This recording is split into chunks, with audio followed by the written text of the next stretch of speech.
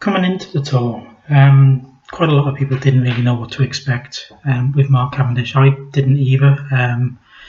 Obviously, he'd not really, he'd not been in the race for 3 years. He'd not really competed at the top level in the Tour for 5 years, and he'd had a lot of, he'd had illness, depression, Epstein-Barr, I think was the illness that he had.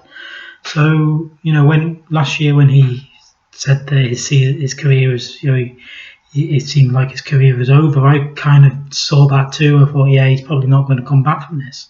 But we all know how good a manager Patrick Lefevre is. We know that he's got the best out of riders towards the end of their career in the past. Philippe Gilbert, probably the most recent example.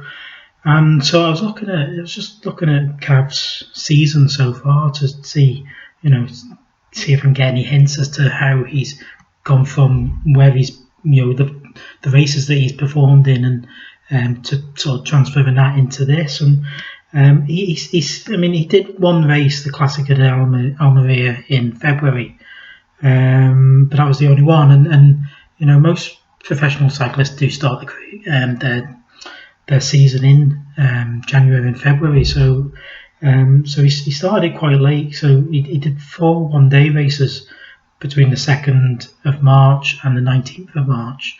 They were all top level. Well, so the second, maybe, for one pro. Knock Recursors, a decent race. So there would have been a good, relatively good field in there.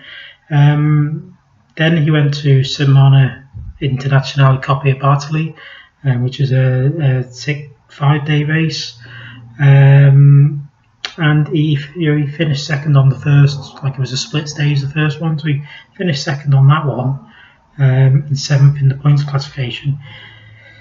He had about 10 days off and went to Scheldeprijs, which he's obviously done and won before, and he finished third in that, as we know, behind Jasper Philipsen and Sam Bennett. So the signs were already there that he could do it. Then a few days later, he goes to Tour of Turkey, which some would call a second tier race, and I'd probably agree. I'm not going to disagree. It's it has some quality riders in there, quality teams, but at the same time, it's not it's not your top level. But he's gone and blitzed it. And if everything he could do there, he's done. He's won 4 stages, and the other ones he was third on one and 4th on 2 of the others. So he's there thereabouts in that race. Then he's had a month off, and that for me was the interest. He's had a month off, and I'm thinking about that, and I think, well, if they're on a racing and training program that trying to get him up to competing to be able to do a 3-week Tour de France, then it's kind of logical that you'd want to have some really intensive training period in there, and so that's what I think's happened there. I think he must have had an intensive training period, which possibly then explains why he was sick in the next race in the Rue del Sol. You're going down the hot weather, the hills in Andalusia. They're unforgiving at the best of times. So that probably explains that he's gone through that intensive period, come through that, and it's just in the race just felt bad from it. So I think we all probably would. So then there's another 2 weeks. There's a 1-day race, finishes second in that, Elfsteden Ronde. Not a race I've heard of, if I'm honest, but in that I can see he's finished second to Tim Merlier, and Tim Merlier was the top sprinter. The other ones were Sasha Weisman from Sport Vlaanderen, Pascal Ackermann, Michael Morkov, his teammate, was 5th. Danny Van Poppel was there, Daniel McClay. So they weren't necessarily the top level sprinters, but he still finished second in that race. Belgium Tour was next, 5-day race. Obviously won the last stage and beat all the top ones there. He beat Tim Merlier, I think, was there. Whether it was Jasper Philipsen, definitely Caleb Ewan was there. Tim Merlier, Pascal Ackermann, Dylan Groenewegen, Nasser Bouhanni, Brian Gacard, Caleb Ewan. They're all there. So so that's his run up to the tour, and then he's had another 2 weeks. And I look at what's happened with Sam Bennett and the knee injury, and the move into a new team, and I think clearly something's happened there within the team that sort of upset the fit, upset Sam Bennett, and it was probably because they've been getting Cav ready for the tour. I mean, looking at the performance that Cav's done, it was probably that, because Sam Bennett won the green jersey last year. So you're going to be upset, aren't you, if you know that Mark Cavendish is coming in, he's going to take your place in the tour team. But on the other hand, and I'm sure Sam Bennett will probably look back in a year or two's time and say, what could I have done? What could I do? Because Mark Cavendish is who he is. He's his record speaks for himself. I think we probably all agree that he's the greatest of all time in terms of sprinting.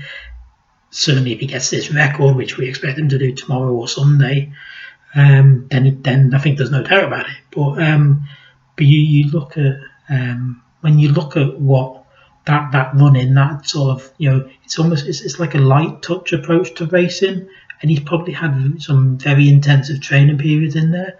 So I think it makes a lot of sense, and I kind of wonder whether the way they've done his racing and training program is to basically to get him ready for this 3-week tour, to get it's the race that he wants to be at.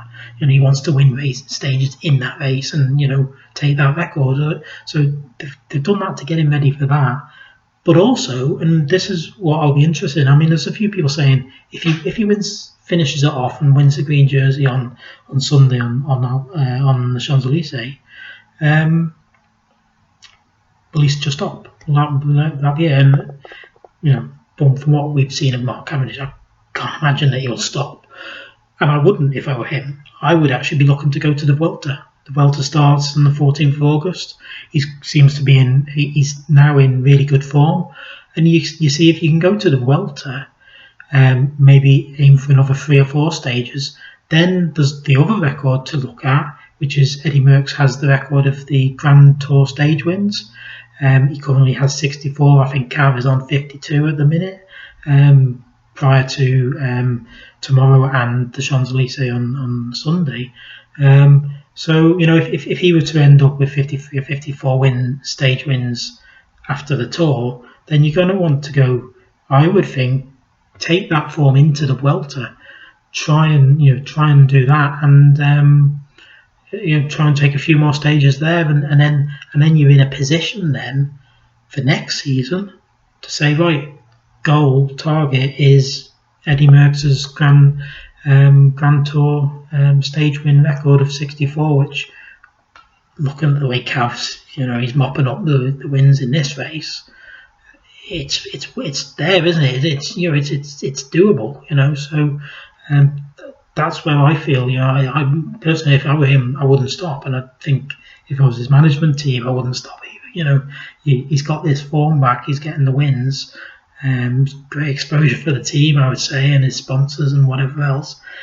So yeah, no, you've got to carry on with this form, move on to the Vuelta, and end the season, and then just take it from there and see what plans. And I would possibly consider going to the Giro next year, because that's before the tour, and aim to try and get closer to Merckx's record then, and then go to the tour, and then maybe then. End of career at the end of next year's Tour de France, possibly. We don't know, but that's the way I would probably play it. So we'll have to see how that develops over the next few months.